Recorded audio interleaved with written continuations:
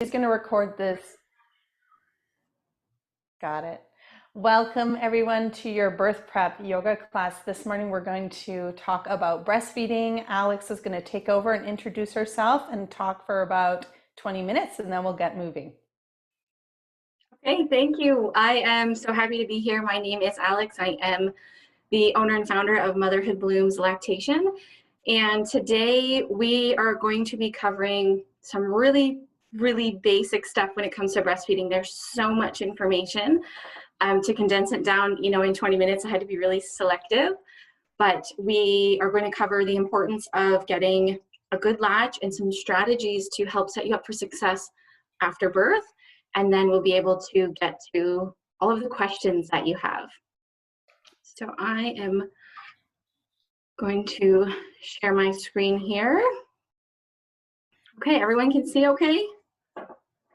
Okay, so yeah, we're just gonna go ahead and jump right in. The first thing that I always talk about around breastfeeding, especially if this is your first breastfeeding experience or if this is your second or third and the previous one was challenging, is to think about what feelings come up for you around breastfeeding. So, you might be a little worried, a little unsure, you've never done this before, you don't really know what to expect. Nervousness is normal. You have all kinds of outside opinions when you are getting ready to feed your baby. You have all kinds of stories from friends and family and how it went for them. And often it can bring up a lot of feelings because it can be really overwhelming. You can have this expectation that it's going to hurt or be, really uncomfortable, or it's something that, you just have to, just tough it out and things will get better. But it's really important to think about how you feel, because we want to be able to work through those feelings, whether, if they are negative. So I always encourage, if you have a couple moments in the day or at a later date, to actually spend some time kind of journaling your thoughts a little bit on what does it mean for you? What is it, what do you think of when you start thinking about breastfeeding? And then kind of see what comes up for you, and then see if you can sort of pinpoint where that feeling is coming from. Is it nervousness just because you're unsure? And how could you get sure? How could you get more confident? Is it fear because, your best friend shared with you how painful it was? And so finding kind of the origin of those feelings can help us get set up for breastfeeding success. I'm just gonna look at the chat. I saw some questions come in, but it's not showing up on my end. So getting off to a good start, there is so much that can be done to set yourself up for success. I'm going to speak in the terms of right after birth. So the first thing ideally that we want to happen immediately after birth is to have what we call the golden hour. So this is an opportunity of uninterrupted skin-to-skin time, ideally with you as the birthing parent, to initiate breastfeeding. This sometimes isn't always an option. It depends on how birth went. Sometimes you are separated from your baby after birth. If your baby is unable to have that skin-to-skin time with you, then if they have the opportunity to be with your partner, that can also be really beneficial. And when I say uninterrupted skin time, we really want to make sure that it's truly uninterrupted. So there are the sort of the afterbirth interventions, getting babies' measurements and weights and those kinds of things, depending on the circumstances surrounding your birth, can actually be delayed. So this is the opportunity to allow you and your baby to meet each other, to have this time to bond, and they don't actually have to latch right away. So the other benefit to this golden hour and this skin to skin time is it actually allows your baby to use their innate reflexes to do what's called the breast crawl. And this is a really, really cool thing. If you are able to have it happen or able to witness it, I would encourage you to Google it, actually, watch a YouTube video, because your body right now, being pregnant, is already preparing to breastfeed. It's already preparing to feed your baby. If you are past 16 weeks, you're already making milk. It's called colostrum. It's baby's first milk. And your body is already changing to help your baby find the breast after birth. So the areola is getting wider, it's darkening. There are the Montgomery glands, those little bumps on your areola are now a little bit more prominent. There might be more of them. They might have enlarged a little. They actually assist your baby in finding the breast after birth. They produce a substance that has a scent similar to amniotic fluid. So your baby will actually, if placed on your chest, skin to skin after birth, it may take them a little bit of time. And again, there's no rush to have this latch happen right away, but they will use this little instinct of sort of crawling and pushing, and the changes that your body went through will guide them to find the breast. And this process is also releasing oxytocin. This is the love hormone. It is needed for your body to release milk for your baby. Skin to skin helps regulate your baby's body temperature, relaxes everyone. So it's a really wonderful way to get breastfeeding off to a good start. And it's actually something that I would highly encourage you to continue outside of the hospital or after birth. And at each of your feedings, have your feedings together with baby skin to skin, because that will actually help continue to facilitate a strong start to breastfeeding. The other, or one other, I should say one other, because there's so many important pieces of information when it comes to breastfeeding, but something that's really important is getting a good latch. And yes, it should be comfortable. So the fact that breastfeeding is supposed to be painful, it's supposed to be uncomfortable, that's, it's common to happen, but it's a myth that it's supposed to hurt. You can absolutely have a comfortable and enjoyable breastfeeding experience. We do want it to come back to, what does the latch feel like, in addition to what does it look like? Having a good latch is going to mean that both of you are comfortable. So you are physically feeling comfortable, your body feels supported, and your baby is comfortable. They're not showing any signs of stress or discomfort or, arching or pulling away that would make us think there's something deeper underlying there. But having a good latch means that you're both comfortable, and this is going to actually help ensure that baby is effectively removing milk. So baby is able to remove the milk that's available to them.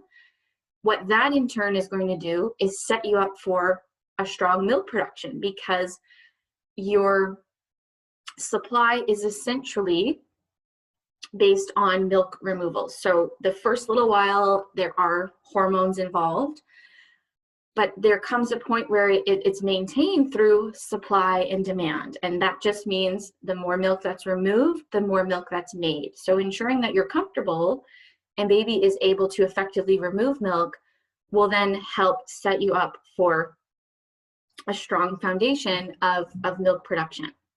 Having a good latch also is what prevents damage.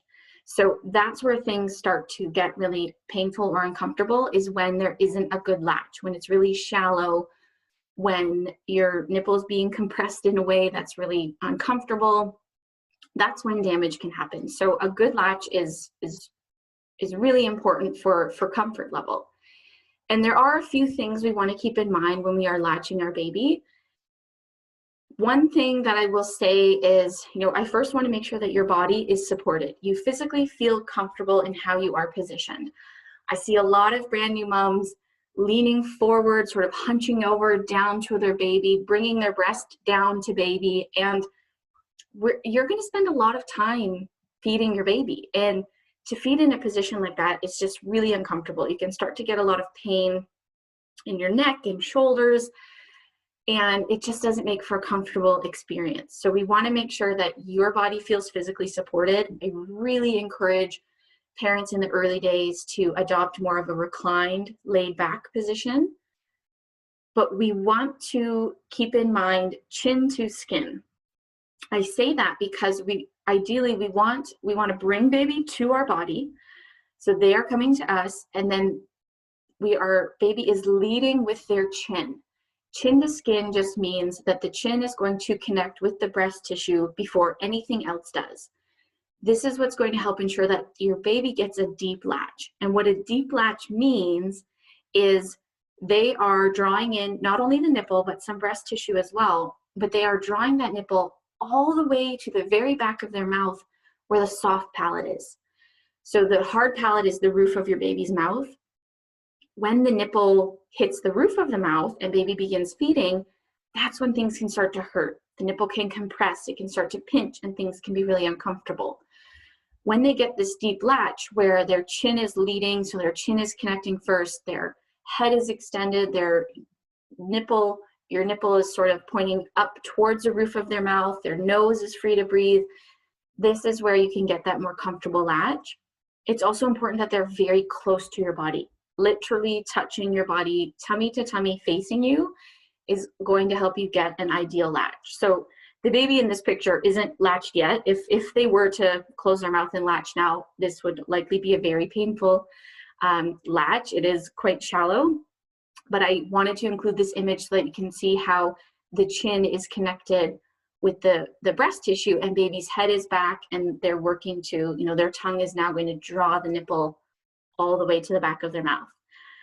There is also a handout that Hannah is going to be sharing with everyone that has a duplicate of this information in there. So positioning for both you and your baby is important because of some of the things that I mentioned. So a poor position can cause you a lot of physical discomfort. I've seen arms hurt, wrists hurt, necks, backs, hips, even your pelvis, depending on how your body is positioned, can start to get uncomfortable with the amount of time that you spend feeding your baby. And your baby's position is important because we want them to be able to drink all of the milk that's available to them, make sure that they're getting enough for their own growth, of course, but then also to help set your supply up for success and have that supply and demand relationship that breastfeeding is. So your baby does need to be very close to your body. We don't want to have a lot of gaps. I see many newborns, it's very common for, their arms are close to their body, and for an arm to get sort of trapped between mom and baby. And that can actually affect how deep of a latch baby gets. So we always want to make sure that, they're facing you, they're touching you, there's really no gaps in between the two of you. And one thing that I would encourage, especially to those of you having hospital delivery, those of you who this is your first experience breastfeeding, is when you come to that point where baby is going to latch on, you're going to have your first experience nursing this baby, ask the support staff, so the nurses, a lactation consultant, if there's one at the hospital, ask them to watch you and have them verbally guide you through the process. I say this because many support staff want to just sort of do it for us and bring baby, they sort of just put them on there, and it doesn't help you learn. Breastfeeding is really a learned skill. It's not something that anyone should expect to just come naturally. For some people it does happen that way, but it's learned. It's something, it's like driving. There was a point where you didn't know how to do it. You had to learn. Someone sort of walked you through the process, showed you, practice makes perfect. It is very much a learned skill for both you and your baby. And when you have someone who can guide you through the process with a hands-off approach, that really helps you feel more confident, and it allows you to feel more comfortable when you are on your own and when you're back home without all of those people there with you. So I'm going to leave you with, we're going to talk a little bit about things to expect that's normal, what's not normal, and then we'll be able to get to all of your questions. So there is a lot of things that are very normal when it comes to breastfeeding that are presented as if they are, that they shouldn't be happening. So cluster feeding, for example, this is when a baby is feeding very frequently, every 30 minutes, every hour, for a few hours at a time, especially through the evenings and overnight. Generally, this coincides with their growth spurts. They are working to increase your supply to meet their new demand. It is absolutely a normal, expected part of breastfeeding. It can come up, it comes up with every baby, but it can cause a lot of worry. Is my baby, why are they still hungry? I just fed them 30 minutes ago. Why do they want to eat again? Do I not have enough milk? So this is where, learning what those growth spurts, when do they happen, knowing that cluster feeding aligns up with those, that it is working, baby is working to increase your supply, is all going to help you feel more confident and help set you up for success. Knowing that baby wants to be on your body. They don't want to be away from you. They think they are you. They think you're both the same person still, and you are their safe space. You are their home. You are connection.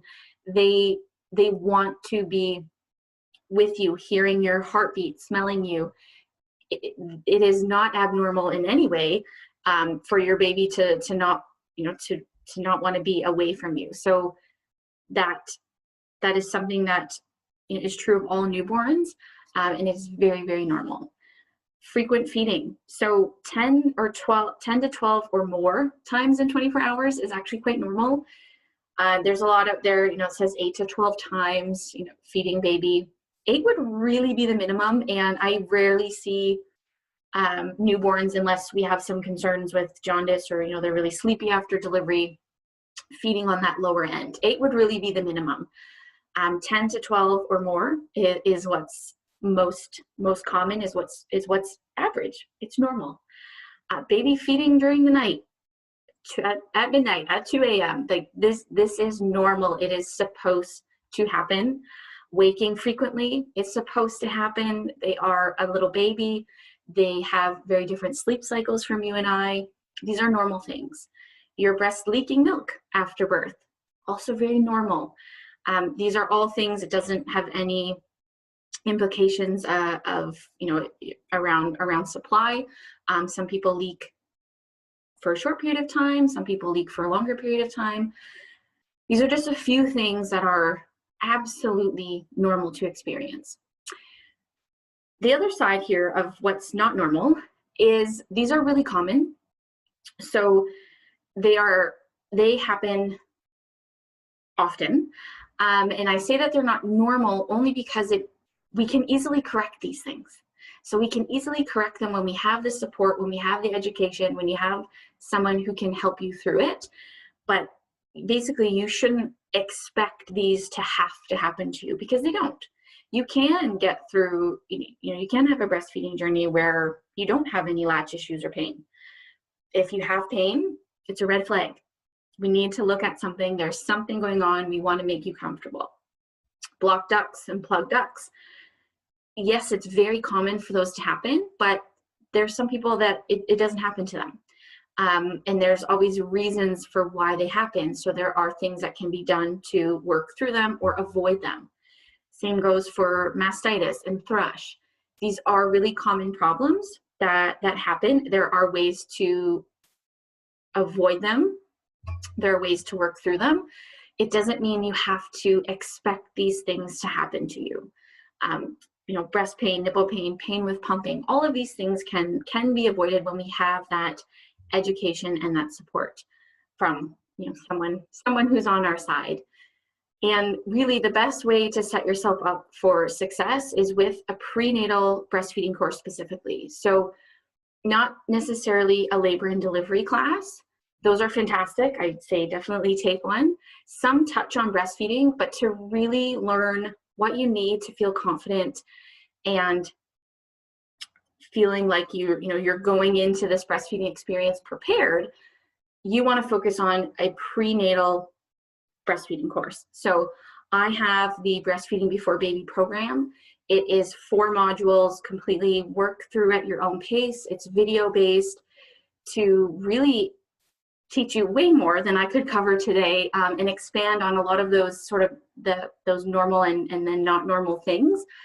And I have set up an exclusive discount for everyone that is a birth prep yoga student, so that you can use the code birth prep to get the course for just $77 Canadian, 60-ish dollars US.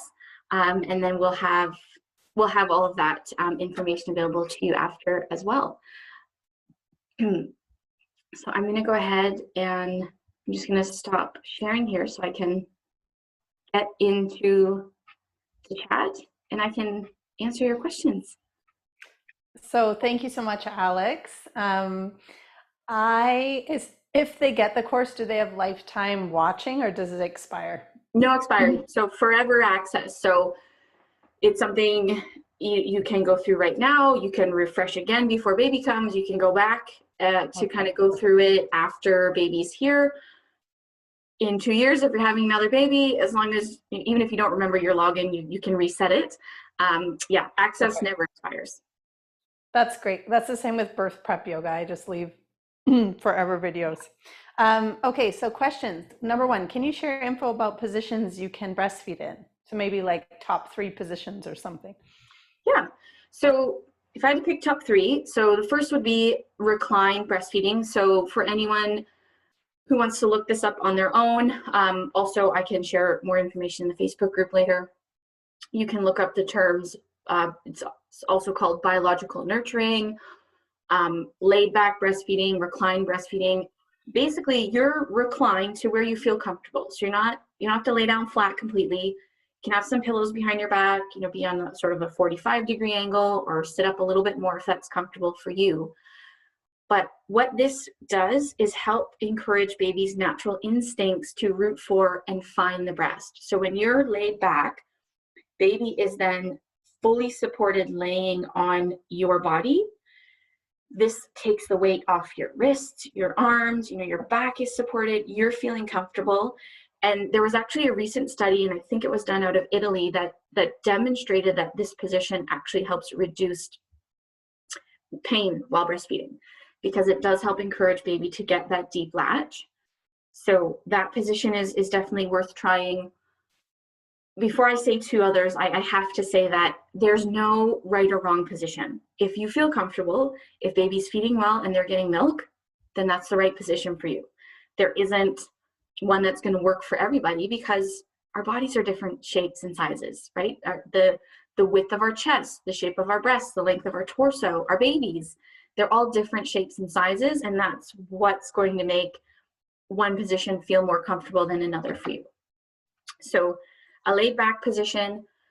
Cradle position is very common for brand new parents, first time parents. That's where baby is basically cradled in your arm. What I see can happen often is in that position, baby's chin will be tucked in a lot, and that prevents that extension that we're looking for a deep latch. So I like to encourage a modification that's called cross cradle, where you have one hand to lift your breast if needed to sort of maneuver things, and baby's actually supported by your opposite arm. I find that can help you feel like you have some more control, so that one can be helpful. And then another that I always when I'm working with a brand new baby is a sideline position. So again, we're laying down, making sure you're comfortable and reclined, but you're actually positioned on your side. So you'd have one arm sort of up under your head. Baby is supported by the weight, or their weight supported by the couch or the bed that you're on. And there's always different adjustments and things that we can do to ensure that that position feels good for your body. So putting a pillow between your legs, rolling up a towel behind baby to make sure that they stay nice and close for you. There's all kinds of adjustments that can be made. But those, I would say, are probably the three of the most common when I'm working with brand new parents.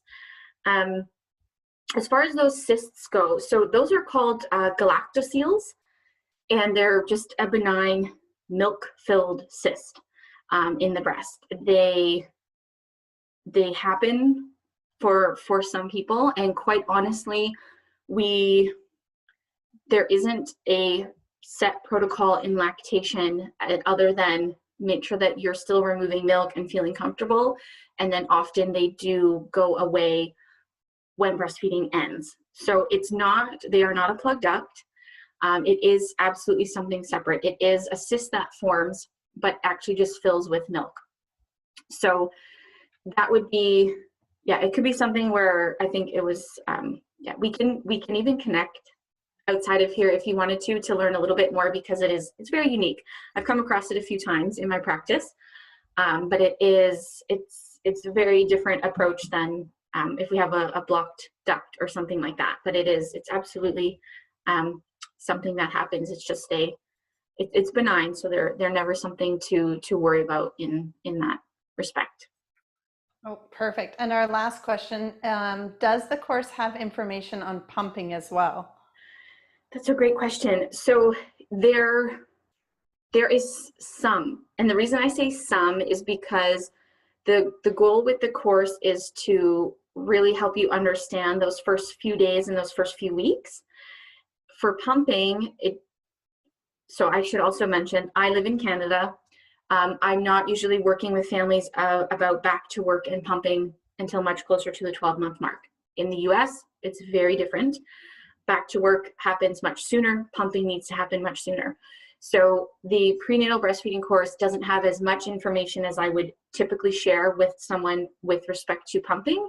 There is stuff about, electric pump versus a hand pump, and things like that.